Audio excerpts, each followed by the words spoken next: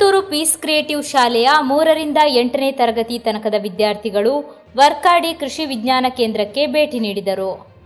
ಕೃಷಿ ಕ್ಷೇತ್ರದ ಹಲವು ವಿಷಯಗಳಲ್ಲಿ ಅರಿವು ಹೆಚ್ಚಿಸಲು ಮತ್ತು ನೂತನ ತಂತ್ರಜ್ಞಾನಗಳ ಬಗ್ಗೆ ತಿಳಿಯುವ ಉದ್ದೇಶದಿಂದ ಈ ಭೇಟಿಯನ್ನು ಆಯೋಜಿಸಲಾಗಿತ್ತು. ಕೃಷಿ ವಿಜ್ಞಾನ ಕೇಂದ್ರದಲ್ಲಿ ಅಲ್ಲಿಯ ಮುಖ್ಯಸ್ಥ ಪ್ರೊಫೆಸರ್ ರಮೇಶ್ ಬಾರಿಕಾಡ್ರವರು ವಿದ್ಯಾರ್ಥಿಗಳಿಗೆ ಕೃಷಿ ಕೇಂದ್ರದ ಉದ್ದೇಶ, ಪ್ರಾಧಾನ್ಯತೆ ಹಾಗೂ ಅಲ್ಲಿನ ಪ್ರಮುಖ ಕೆಲಸಗಳ ಪರಿಚಯ ನೀಡಿದರು.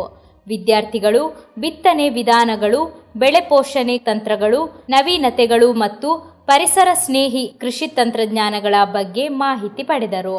ಅಲ್ಲದೆ ವಿವಿಧ ಪ್ರಾಯೋಗಿಕ ಘಟಕಗಳ ಭೇಟಿ ಮೂಲಕ ಹಸುಗಳು, ತೆನೆಗಾರಿಕೆ, ಧಾನ್ಯಗಳ ಸಂಗ್ರಹಣೆ ಮತ್ತು ಮಣ್ಣು ಪರೀಕ್ಷೆ ಕುರಿತು ಸಮಗ್ರ ಮಾಹಿತಿ ನೀಡಲಾಯಿತು.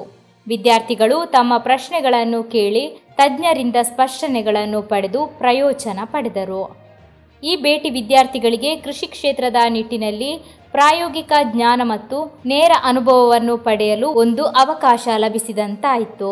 ಭೇಟಿಯ ಕೊನೆಯಲ್ಲಿ ವಿದ್ಯಾರ್ಥಿಗಳು ತಮ್ಮ ಅನುಭವವನ್ನು ಹಂಚಿಕೊಂಡು ಕೃಷಿ ಕ್ಷೇತ್ರದ ಬಗ್ಗೆ ಹೆಚ್ಚಿನ ಜಾಗೃತಿ ಮೂಡಿಸಿಕೊಂಡರು. ಈ ಸಂದರ್ಭ ಶಾಲಾ ಪ್ರಾಂಶುಪಾಲರು, ಅಧ್ಯಾಪಕರುಗಳು ಜೊತೆಗಿದ್ದರು. So the Extension Training Center,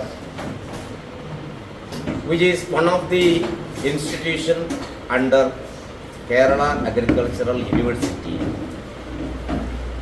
is having many mandates.